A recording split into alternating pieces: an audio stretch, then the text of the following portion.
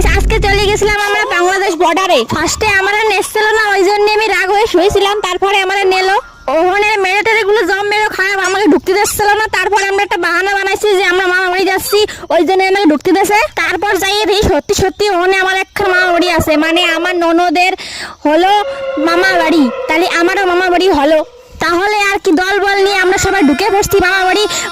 মামিরা দেখে আমাকে অবাক হয়ে গেছে যে কন্তে হঠাৎ করে চলে আসলে উদয় হলো।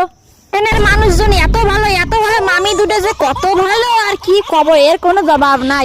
থইয়ে এত সুন্দর হাসি দেয়, আমার মন একদম ভরিয়ে যায়। উনরা আজকে চাল কুটতেছিল, চাল কুটে ভিডিও বানায় মাংস রান্ধে খাবে, কিন্তু হঠাৎ করে আমরা উদয় হওয়া পড়াতে উনাকে একটু ভালোই ঠেকছিল, কিন্তু আমরা ঠাই নেই। ঠিক আছে, এই ছাগলটা আমাকে দেখে মনে হচ্ছিল কি আমাকে চেনে আগে, এত ভালো ছাগল বা খায় খায় দেখিনি মিয়া মিয়া মিয়া মিয়া করে। উনরা আমাকে জাম দিল খাতে, কি সুন্দর জাম, একদম মানে ডাল পাড়িয়ে নিয়ে এসে দেখো কত সুন্দর জলক জলক দিচ্ছে।